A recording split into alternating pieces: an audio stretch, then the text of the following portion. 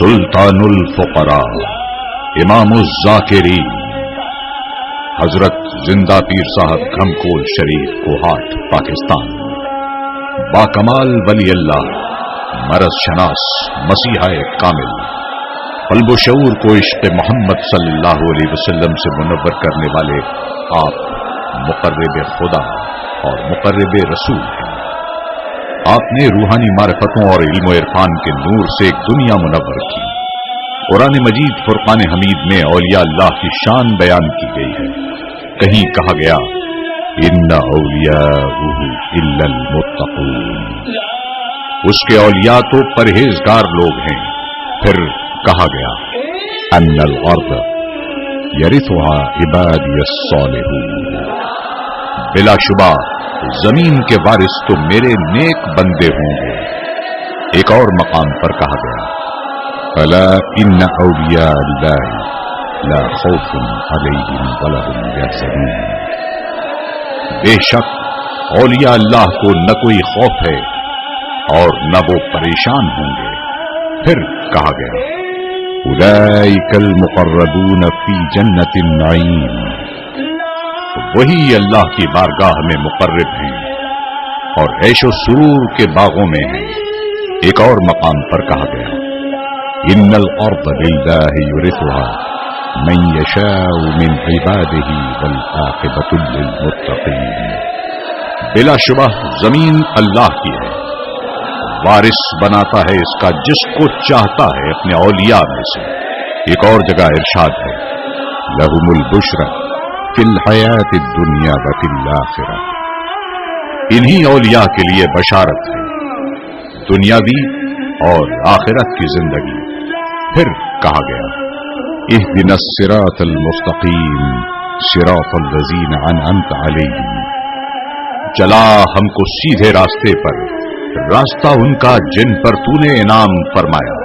پھر کہا گیا انما ولیکم اللہ ورسولہ والذین آمنوا، تمہارا مددگار تو صرف اللہ، اس کا رسول اور ایمان والے ہیں۔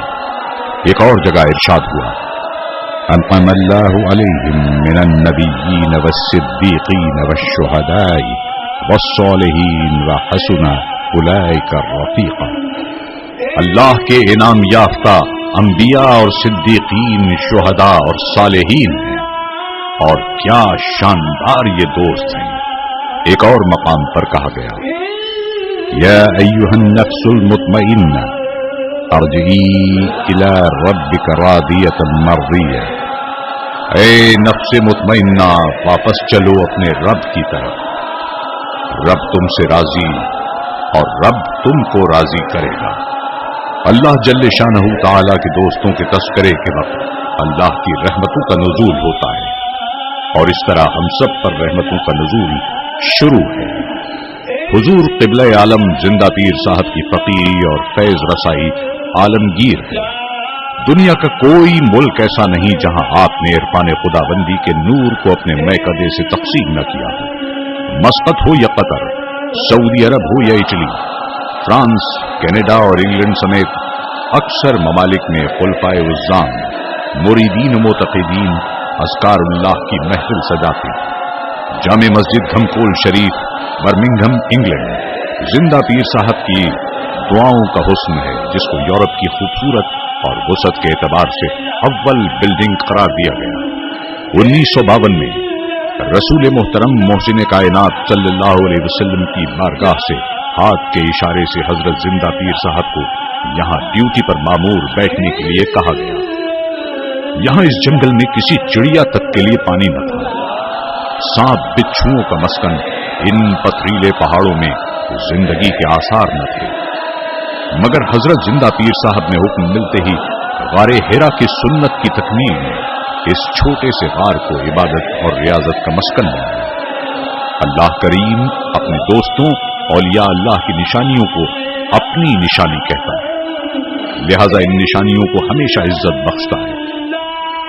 یہی وجہ ہے کہ عرس کے ایام میں بالخصوص ہزار خواہ انسان یہاں چھوٹے سے غار کی زیارت اور حاضری کے دوران میں زار و قطار ذکر الہی کے ترانوں کے ساتھ شب و روز اپنی روح کو منور کرتے ہیں۔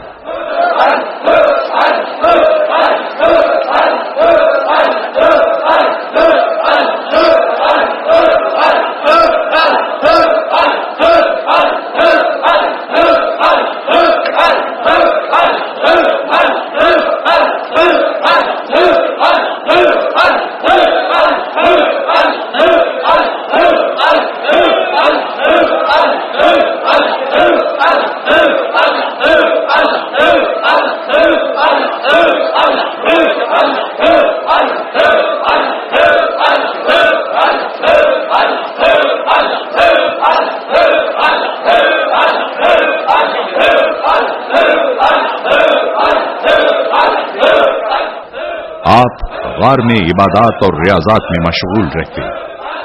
کچھ عرصے بعد بارگاہ رب العالمین سے رشد و ہدایت، شریعت و طریقت اور روحانی و جسمانی بے قراریوں کے لیے شفا تقسیم کرنے کے حکم پر آپ نے آنے والے لوگوں کے لیے سخاوت کا دروازہ شب و روز کھول دیا۔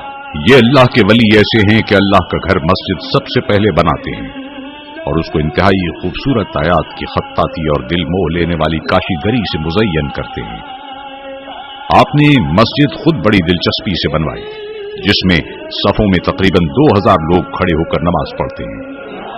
اس ہال کی منفرد بات یہ ہے کہ بغیر پلر کے اپنا نمونہ آپ پیش کرتا ہے۔ مسجد کے ہال کو انتہائی خوبصورت خطاطی اور مختلف رسم الخط اور اعلیٰ درجے کے فانوسوں سے زینت کیا گیا ہے۔ نمازوں کے علاوہ اذکار اللہ کی محفلیں روزانہ جاری رہتی ہیں۔ باہر صحن میں خوبصورت پتھر اور خوبصورت پالکیاں اسلامی فن تعمیر کے قدیم نمونوں کو آشکار کرتی ہیں۔ باہر والے صحن میں بھی موسم کے مطابق ہزار خال لوگ نماز پڑھتے ہیں۔ صحن سے باہر آغاز مسجد میں دونوں اطراف 2 خوبصورت فوارے اور تالاب ایک عجیب حسن و جمال کا منظر پیش کرتے ہیں اور رش کے دنوں میں اجتماعی وضو کے لیے بھی استعمال کیے جاتے ہیں۔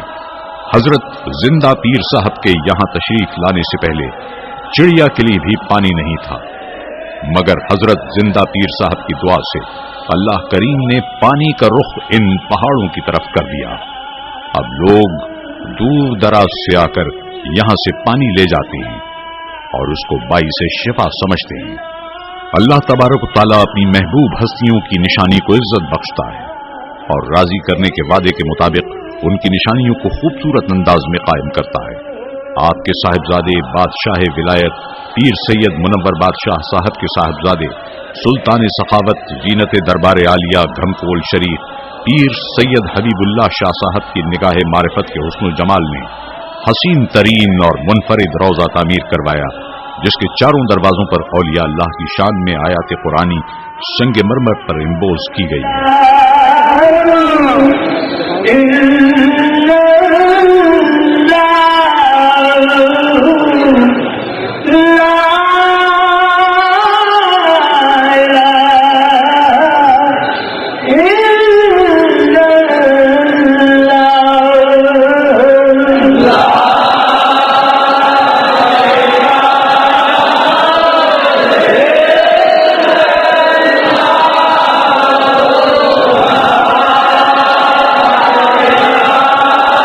اندر کاشی گری کے قدیم ایرانی و مصری حسین رنگوں کے امتزاج کے ساتھ مختلف رسم الخط میں رب کریم کے اذکار اور شان کی قرآنی آیات کی کاشی گری کی گئی ہے۔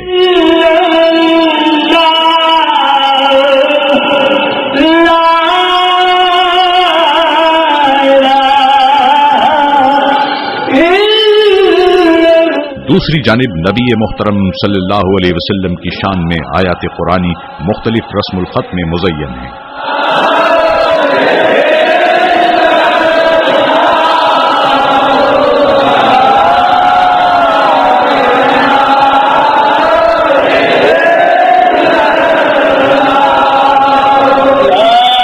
تیسری طرف احادیث مبارکہ شان رسول کریم صلی اللہ علیہ وسلم مزین کی گئی ہے۔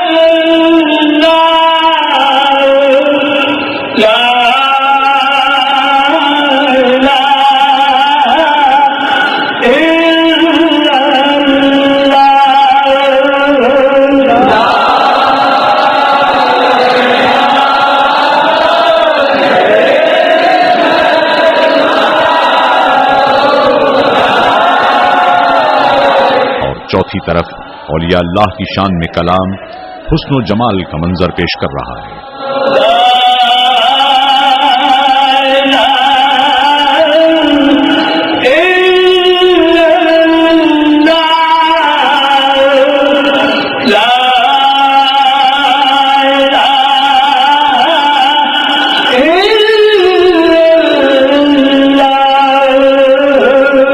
روضہ شریف کے عین درمیان میں دنیا میں بڑے سائز کے فانوسوں میں سے منفرد اور حسین فانوس کو پیر سید حبیب اللہ شاہ صاحب مسند نشین دربار عالیہ گھمکول شریف کی پسند سے چین میں نبی کریم صلی اللہ علیہ وسلم کے جلیل القدر صحابی حضرت وقاص رضی اللہ تعالیٰ عنہ کے مزار اقدس سے متصل فیکٹری سے خاص طور پر تیار کرا کر لگایا گیا ہے، جس کے فریم کا وزن 27 من اور 24 قیرات سونے سے زینت کیا گیا ہے۔ اس فانوس میں 380 بلب جلتے ہیں، جبکہ دنیا کے اعلیٰ ترین کرسٹل مصر سے خاص طور پر منگوا کر اس فانوس کے قدرتی حسن کو ایک انفرادیت عطا کی گئی ہے۔ اس فانوس کے برقی بلب روشن نہ بھی کیے جائیں تب بھی یہ فانوس قوس قزح کی طرح حسین و جمیل رنگ کو منقش کرتا ہوا فضا کو مشکافری بنائے رکھتا ہے۔